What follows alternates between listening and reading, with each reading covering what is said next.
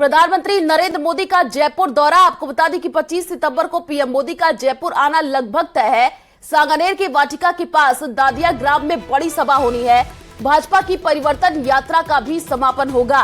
तो 2 लाख से ज्यादा की भीड़ जुटाने की तैयारियां शुरू हो गई है। बीजेपी ने पीएम मोदी के दौरे की अब तैयारियां शुरू कर दी है। तो ये बड़ी जानकारी आपको दे रहे हैं। आने वाले दिनों में देखिए प्रधानमंत्री नरेंद्र मोदी का जयपुर दौरा हो सकता है और 2 लाख से ज्यादा की भीड़ जुटाने की तैयारियां जो है वो भी शुरू कर दी गई है। बीजेपी ने पीएम मोदी की दौरे की तैयारियां अब लगभग शुरू कर दी है, क्योंकि प्रधानमंत्री नरेंद्र मोदी का ये दौरा देखिए काफी महत्वपूर्ण हो जाता है। 25 सितंबर को पीएम मोदी का ये दौरा बताया जा रहा है। आने वाले दिनों में राजस्थान में विधानसभा का चुनाव है और उससे पहले देखिए लगातार जो तस्वीरें सामने आई उसमें ये देखने को मिल रहा है कि बीजेपी के जो कद्दावर नेता हैं लगातार राजस्थान का दौरा कर रहे हैं। और उसी बीच ये कहा जा रहा है कि 25 सितंबर को प्रधानमंत्री नरेंद्र मोदी जयपुर के दौरे पर रह सकते हैं। ये काफी महत्वपूर्ण दौरा और जनसभा को भी संबोधित करेंगे और जो अभी बीजेपी कार्यकर्ता भीड़ जुटाने के प्रयास में जुट चुके हैं।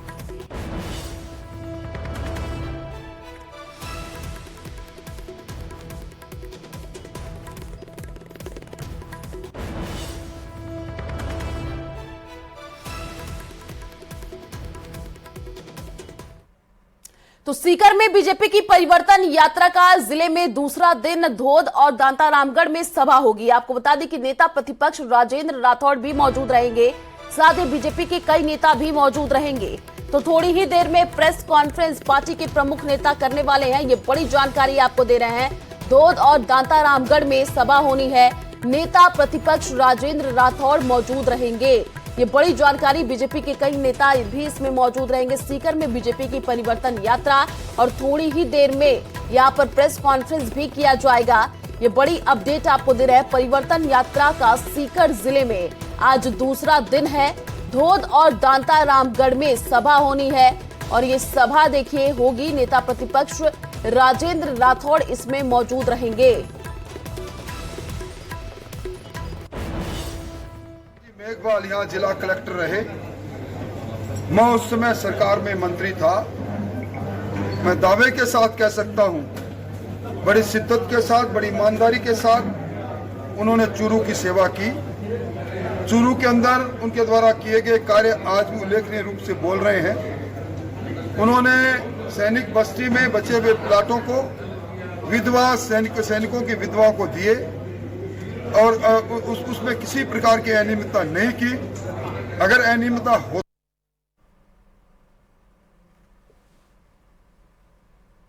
तो जैसलमेर में चुनावी माहौल परवान पर है। कैबिनेट मंत्री शाले मोहम्मद ने बीजेपी नेता महंत प्रतापपुरी महाराज के आरोपों पर पलटवार किया है। मंत्री ने कहा कि मेरे विकास कार्यों को देख बीजेपी बौखला गई है, इसलिए मेरी छवि खराब करने के लिए अलग अलग षड्यंत्र रच रहे हैं। गौरतलब है कि बीजेपी नेता महंत प्रतापपुरी महाराज ने कैबिनेट मंत्री शाले मोहम्मद के पीए पर बीएलओ पर दबाव से बनवाकर 15,000 फर्जी वोटर बनाने का आरोप लगाया था।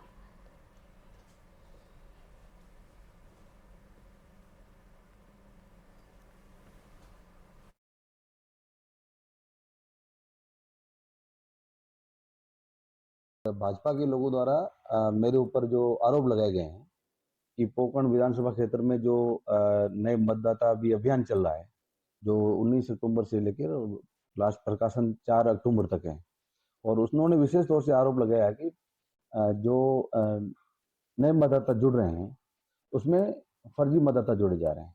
देखो, ये आरोप पूरी तरह से गलत है, जो कि इन्होंने मेरे नाम से मेरे ऊपर आरोप लगाया है।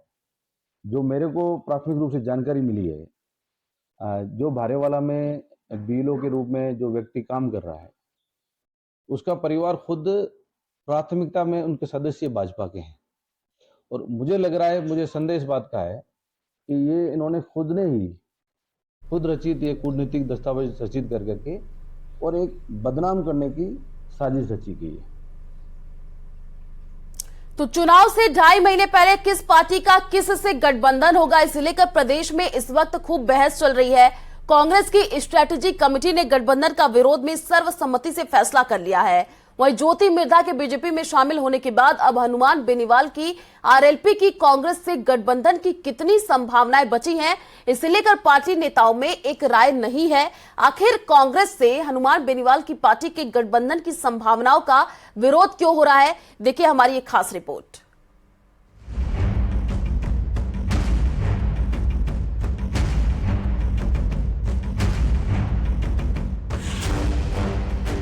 राजनीति कब क्या करवट ले लें, इसके बारे में कोई अंदेशा नहीं लगा सकता।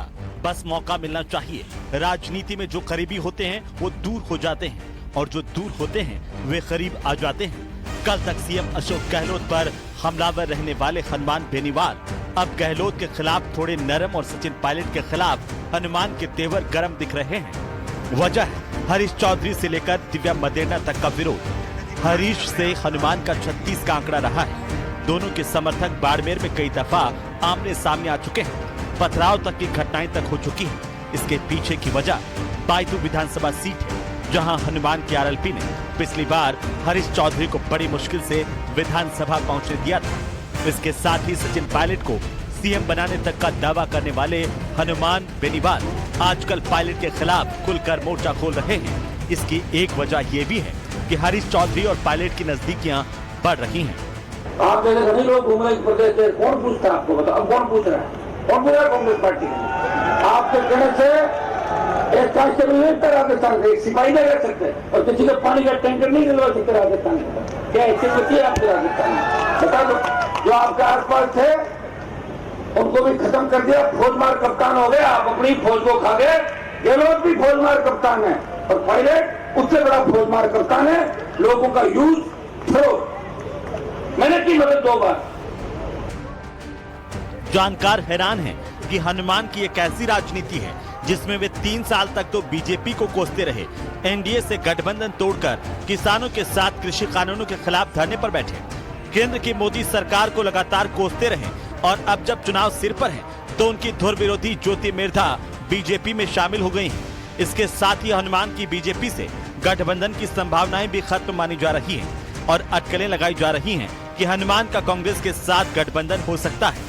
जानकारों का कहना है कि जिस तरह से सरकार की खींवसर में मेहरबानी बरस रही है, उसे लेकर भी कांग्रेस के नेता हैरान हैं। इससे आरएलपी के सुप्रीमो खुश हैं तो कांग्रेस में हनुमान के प्रतिद्वंदी परेशान।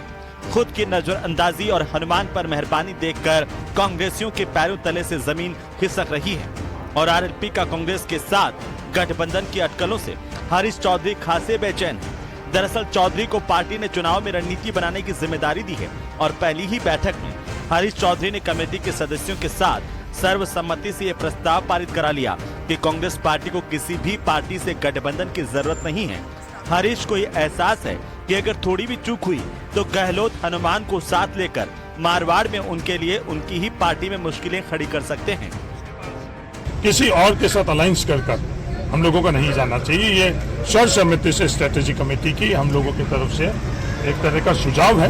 निर्णय अखिल भारतीय कांग्रेस कमेटी को लेना। किसका एजेंडा राजस्थान के अंदर आप आगे ले जाना चाहते हो ये मुझे नहीं पता, पर कोई भी कांग्रेस पार्टी का कार्यकर्ता जो कांग्रेस का कार्यकर्ता उस बात के बारे में कल्पना ही नहीं कर सकता। कोई कांग्रेस पार्टी के अंदर कोई और का कार्यकर्ता कांग्रेस का चोगा पहनकर और बैठा है तो शायद इस बारे में सोच सकता है, पर कांग्रेस पार्टी के अंदर जो कांग्रेस के विचारों से, कांग्रेस के नीति रीति से सहमत है, उसके सामने इस बात का कोई इस संदर्भ में कोई विचार ही नहीं आता तो मेरे विचार तो कैसे आ सकता है। इन अटकलों के बीच एनडीए के मुकाबले में खड़ा हुआ इंडिया अलायंस हनुमान के लिए उम्मीद की किरण बन सकता है। अगर हनुमान को कांग्रेस पार्टी का आला कमान इंडिया अलायंस में शामिल करने की हामी भर लेता है तो हरीश चौधरी और दिव्या मदेरणा जैसे नेताओं के न चाहते हुए भी पार्टी को हनुमान को कुछ सीटें देनी पड़ सकती है। इससे दिव्या और हरीश की सीटें भी प्रभावित हो सकती हैं। पीसीसी चीफ गोविंद सिंह डोटासरा फिलहाल तेजी से घट रहे घटनाक्रमों पर बस इतना ही कह पा रहे हैं कि हनुमान अगर इंडिया गठबंधन में हिस्सा बनते हैं तभी इस बारे में कुछ कहा जा सकता है। अगर वो इंडिया में आएंगे तो आगे फिर पार्टी देखेगी। इंडिया जीतेगा तो अलायंस में क्या, अलायंस तो कर ही लिया ना हमने, हमारा एक ग्रुप बन गया इंडिया। राजस्थान की बात जब, अरे भाई इंडिया में राजस्थान कांग्रेस पार्टी है तो कांग्रेस नहीं है क्या इंडिया में? इसलिए ये अलायंस वाला मुद्दा, इंडिया जो हमारा नया गठबंधन बना है वहां पर ये सब चीजें तय होंगी, उसके बाद में राजस्थान में आएंगे। बहरहाल राजनीति में कुछ भी स्थायी नहीं होता। मौसम धुर विरोधियों के जब गले लगने का है तो फिर गठबंधन में कब कौन किस पार्टी का साझीदार बन जाए और मैदान में आ धमके, कुछ नहीं कहा जा सकता। ज्योति मिर्जा के बीजेपी का दामन थाम लेने के बाद हनुमान बेनीवाल की बीजेपी के साथ गठबंधन की तमाम संभावनाएं खत्म होती दिख रही हैं। अब विकल्प कांग्रेस का बचता है, मगर कांग्रेस में ही हनुमान को लेकर एक राय नहीं है। पार्टी के बड़े नेता हनुमान को पार्टी से नजदीक लाना चाहते हैं, तो कद्दावर नेता किसी भी सूरत में हनुमान को कांग्रेस के पास भी नहीं फटकने देना चाहते। अब विकल्प इंडिया अलायंस का बचता है। अगर वहां पर हनुमान हिस्सा बन जाते हैं तो फिर यकीन मानेगा कुछ सीटें उनको मिल सकती है, लेकिन इससे पार्टी के भीतर ही विद्रोह का सामना भी करना पड़ सकता है। लगता है बीजेपी में सब कुछ ठीक नहीं चल रहा है। पहले कैलाश मेघवाल, अब विधायक सूर्यकांता व्यास ने ऐसा कुछ बोल दिया है जिससे बीजेपी की परेशानी बढ़ गई है। जोधपुर के सुरसागर से बीजेपी विधायक सूर्यकांता व्यास ने मुख्यमंत्री अशोक गहलोत की तारीफ कर दी, जिसके बाद अटकलों का बाजार गर्म हो गया है। इससे बीजेपी की चिंता बढ़ गई है, वहीं कांग्रेस की यहां पर बाछें खिल गई हैं। आखिर क्या मायने हैं इस बयान के, आप भी सुनिए। चुनावी साल बीजेपी में बवाल, सूर्यकांता व्यास ने की सीएम की तारीफ। बीजेपी ने सूर्यकांता व्यास को दी हिदायत, सूर्यकांता व्यास के बदले सुर।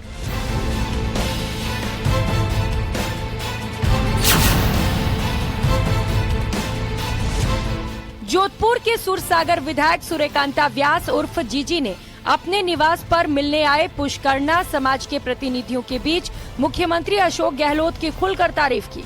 मुख्यमंत्री की सार्वजनिक तारीफ का वीडियो सोशल मीडिया पर वायरल हो जाने से सियासी हलचल तेज हो गई। अटकलों का बाजार गर्म हो गया। वीडियो में सूर्यकांता व्यास यहां तक कहती नजर आ रही हैं कि जिस तरीके से पुराने जमाने में राजा महाराजा जनता की सेवा करते थे, वैसा ही इस युग में सीएम अशोक गहलोत कर रहे हैं।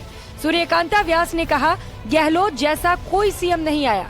उन्होंने गहलोत की तारीफों के पुल बांधे हैं और उनके हाल ही में पुष्करना समाज की कुल देवी के लिए स्वीकृत की गई 4,75,00,000 रुपए की राशि के लिए धन्यवाद भी दिया है।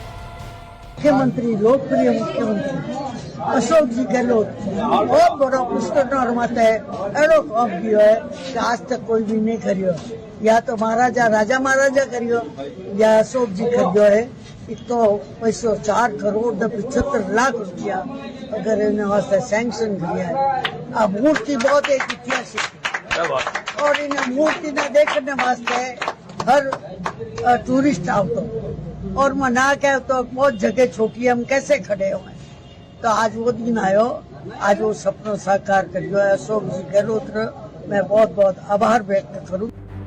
जाहिर है चुनावी साल में कोई विधायक अपने विपक्षी नेता की तारीफ करे तो सियासत होना लाजमी है।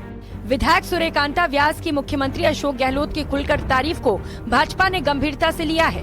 बीजेपी ने सूर्यकांता व्यास को चुनावी साल में ऐसे बयानों से दूर रहने की हिदायत दी।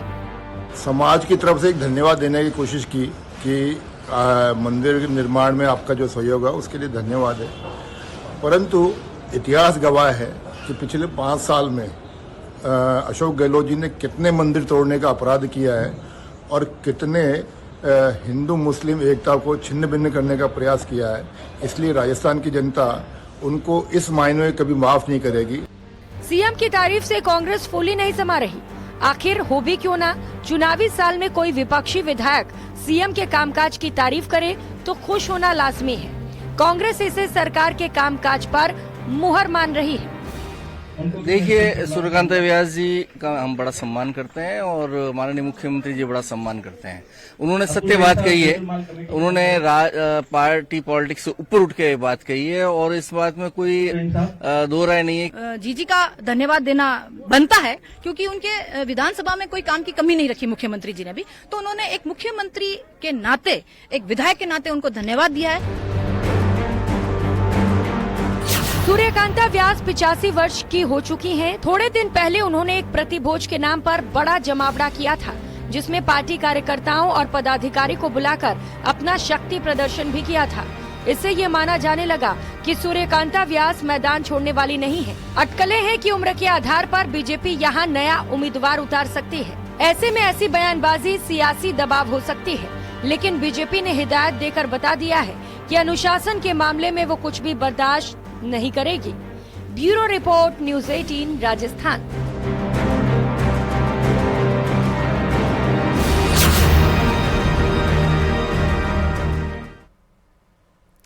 तो वही वीडियो वायरल होने के बाद बीजेपी विधायक सूर्यकांता व्यास का रिएक्शन आया है। सूर्यकांता व्यास ने कहा कि समाज से जुड़ा मामला था, मैंने विधानसभा में भी उठाया था। मुख्यमंत्री जी ने राशि स्वीकृत की तो मैंने सिर्फ आभार जताया है, इससे ज्यादा कुछ नहीं है। क्यों आपने नया क्यों नहीं चाहूँ या एक ऐतिहासिक धरोहर है उसको ना बनाना और राजा महाराजा जोड़िया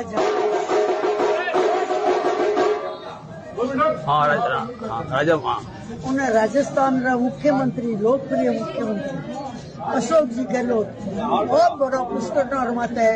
एड़ो काम किया है कि आज तक कोई भी नहीं करियो, या तो महाराजा राजा महाराजा करियो या अशोक जी करियो है। इतो पैसो 4 करोड़ 75 लाख रुपया अगर इन्हें वास्ते सैंक्शन किया है। अब मूर्ति बहुत एक ऐतिहासिक है और इन्हें मूर्ति न देखने वास्ते हर टूरिस्ट आवतो और मना के तो बहुत जगह छोटी हम कैसे खड़े हुए। तो आज वो दिन आयो, आज वो सपना साकार करियो है अशोक जी गहलोत। मैं बहुत बहुत आभार व्यक्त करूँ। आप प्रभाती हो जी, मैं यहाँ से बहुत आभार व्यक्त करूँ। जनता रे माध्यम से करियो, जनता री मांग मत करियो और थे मना एमएलए बनाएंगे। और जनता री मांग सूर्यकांता व्यास है। मैं हमारी मांग करी और राजस्थान के लोकप्रिय मुख्यमंत्री शक्ति का नाम नारी है। बहुत बहुत जी का आशीर्वाद ऐसे ही बना रहे। जी हमारे ब्राह्मण समाज के 36 कौम के लिए एक जीती मिसाल है। सूर्यकांता व्यास जिंदाबाद, सूर्यकांता व्यास।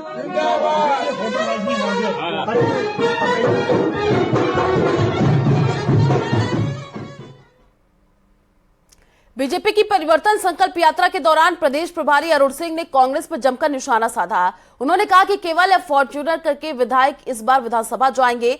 साथ ही उन्होंने प्रदेश सरकार के मंत्रियों पर तंज कसते हुए कहा कि मंत्रियों ने सब गोल्ड छुपा कर रखा है। कांग्रेस के विधायक ने यह स्वीकार कर लिया। उन्होंने कहा गहलोत जी इस बार इतने कम विधायक आएंगे एक फॉर्च्यूनर में भी बैठ करके विधानसभा नहीं जा पाएंगे। तो यही हालत कांग्रेस की होने वाली है। यह पहला राज्य से होगा जहां सचिवालय में 1 किलो सोना पकड़ा गया। अरे गहलोत जी अभी तो ईडी ने 5 करोड़ का और सोना आज ही पकड़ा है। कितना सोना आपके सचिवालय में है, कितना सोना आपके अधिकारियों के पास है? यह सब गरीबों का लूटा हुआ सोना जो है या पैसा है आप और आपके मंत्रियों के पास है। जयपुर में भ्रष्टाचार के खिलाफ ईडी की ताबड़तोड़ कार्रवाई जारी है। इसी कड़ी में ईडी ने शुक्रवार को संचार प्रौद्योगिकी विभाग यानी डीओआईटी के खिलाफ शिकंजा कसते हुए 5 किलो सोना जब्त किया है। ईडी ने डीओआईटी 905 अधिकारी हरवीर के लॉकर से सोना जब्त किया है। सोने की कीमत 3 करोड़ रुपए से ज्यादा की बताई जा रही है। अब ईडी लॉकर के मालिक से पूछताछ करेगी। तो देखिए अब ईडी की कार्रवाई लगातार देखने को मिल रही है। भ्रष्टाचार के खिलाफ ईडी की ये ताबड़तोड़ कार्रवाई देखने को मिल रही है और लॉकर के मालिक से अब ईडी यहां पर पूछताछ भी करती हुई नजर आएगी। एक्शन में अब ईडी दिख रही है। आपको बता दें कि ईडी ने 5 किलो सोना भी जब्त किया है और यहां पर अब लगातार ईडी की तरफ से ताबड़तोड़ कार्रवाई की जा रही है। 3 करोड़ रुपए से ज्यादा कीमत बताई जा रही है और लॉकर के मालिक से अब ईडी पूछताछ भी करती हुई नजर आएगी।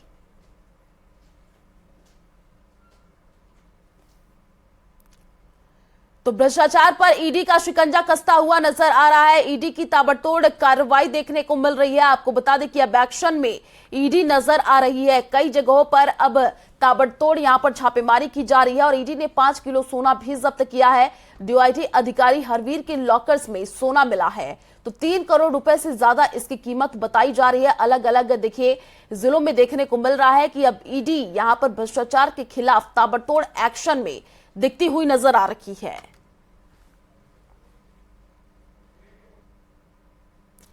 पेपर लीक प्रकरण में ईडी ने कार्रवाई शुरू कर दी है। ईडी ने पेपर लीक सरगना बाबूलाल कटारा को गिरफ्तार कर लिया है। बाबूलाल कटारा आरपीएससी का पूर्व सदस्य है। वहीं ईडी ने अनिल मीणा को भी गिरफ्तार किया है। ईडी अन्य आरोपियों को भी जल्द गिरफ्तार करेगी। फिलहाल दोनों आरोपियों को ईडी ने कस्टडी में ले लिया है और दोनों आरोपी 3 दिन की रिमांड पर हैं।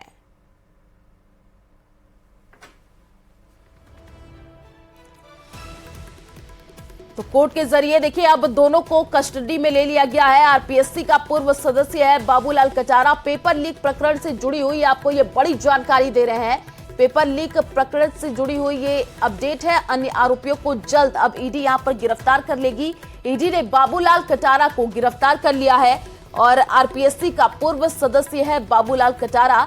देखिए ईडी ने अनिल मीणा को भी गिरफ्तार किया है। अब यहां पर बड़े एक्शन में अब ईडी देखती हुई नजर आ रही है। पेपर लीक का मास्टरमाइंड है कटारा और अब देखिए यहां पर उसको गिरफ्तार कर लिया गया है और कोर्ट के जरिए दोनों को कस्टडी में भी ले लिया गया है।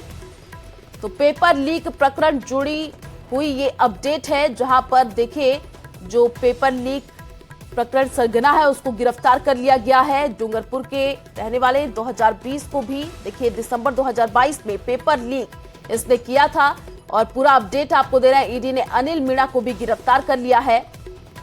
तो सामान्य ज्ञान का जो पेपर था वो इसने लीक कराया था। कटारा के पास पेपर सेट का जिम्मा था। तो ईडी ने ये बड़ी कार्रवाई की है और बाबूलाल कटारा को गिरफ्तार कर लिया गया है। जो अन्य आरोपी है उनकी भी गिरफ्तारी जल्द से जल्द की जाएगी।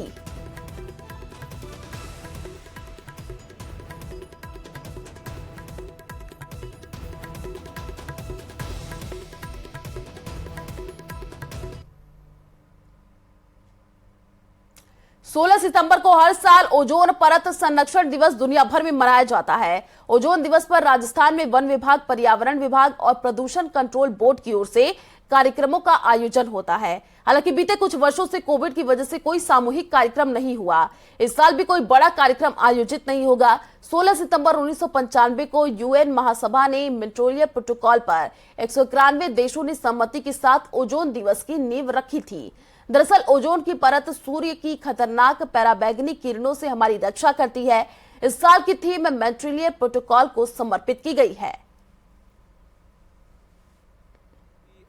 Even go for buying something, तो आप वहाँ पे पॉलीथीन मांगते हैं। हम लोग सुबह दूध लेने जाते हैं तो आप अपने कपड़े का थैला या फिर आप कुछ भी ऐसा लेके जाइए जिससे हम लोगों को पॉलीथीन ना, बोतल वगैरह हो या स्टील वगैरह आप यूज़ कर सकते हैं। और साथ में एसी को आप, जैसे सर ने कहा था, एसी को मिनिमाइज़ कीजिए, क्योंकि हम लोग एक पैसिव सोलर कॉन्सेप्ट हम लोगों को पढ़ाया जाता है एनवायरमेंट में कि उससे आप सूरज की रोशनी को टैप करके वैन आपको ज़रूरत हो तो आप उसको यूज़ करिए। उससे क्या होगा, हमारे घर का टेम्परेचर 2 से 3 डिग्री कम रहेगा। Sir we all can do, हम अपना अपना कॉन्ट्रीब्यूशन अपनी अपनी लाइफस्टाइल से दे सकते हैं। There is this concept of waste reduction.